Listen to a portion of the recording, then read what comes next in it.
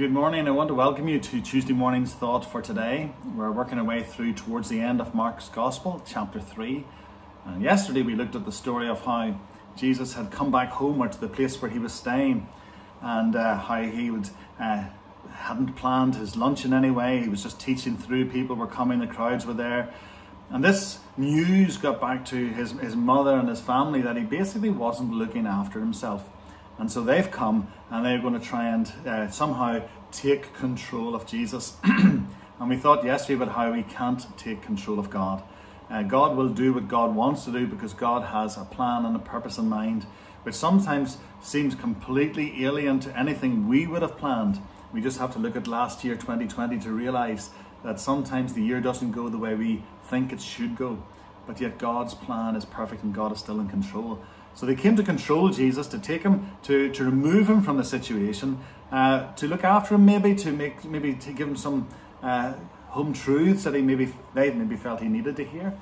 But not only was Jesus getting criticized in a strange way by his family and maybe by some of the ones who were there and part of the crowd, he was also getting criticized by the Pharisees. And today's reading takes us really into verse 22 of Mark 3. It says, "And the scribes who came down from Jerusalem," so they'd made the journey all the way down to Caesarea, they were coming saying, "He's possessed by Beelzebul, and by the prince of demons he casts out demons." So they've come down. People are in a bit of confusion.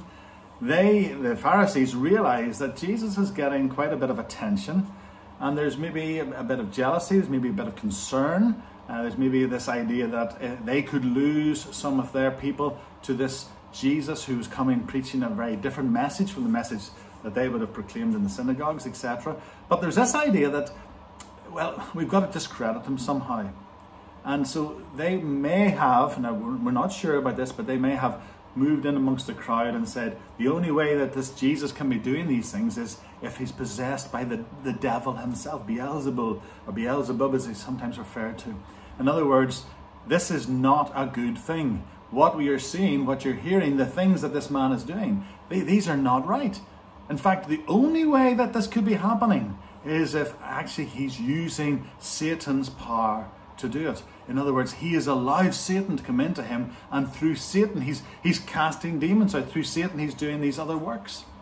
Now it seems like almost like a knee-jerk reaction comment that they make, because Jesus in the next verses we'll hear tomorrow has an answer for them that logically cannot stand, because the way they're thinking is just completely wrong. But Jesus has now been told he's mad by those who are watching him. His family have come to take control of him because they think he's maybe losing it slightly. Now the Pharisees are saying the only way this man could be doing what he's doing is if the devil himself is giving him the control to do it. And what they have just done is something so terrible that they can't even begin to realize it. And it's terrifying. It's really serious.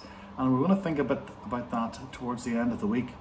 But this idea of everyone has tried to tell Jesus what he is or what he's doing or what he should be doing, but nobody has somehow recognized him for what he's actually doing. Nobody's giving God credit for what they're seeing. Jesus is doing nothing wrong. In fact, he's improving people's lives. He's teaching them words that are backed up by the Old Testament, so that there's this beautiful sense of dovetailing between the Old and New Testament. We're hearing Jesus' teachings fitting nicely into everything they should have known. But yet people are not saying that is from God. They're saying the only way this could be happening is if he's out of his mind, if he's lost it, or if he's actually been controlled by the devil himself.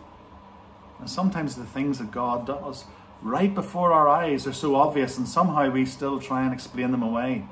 And there may be some people watching today, and you have given credit to anybody or anything other than God for even this incredible world we live in.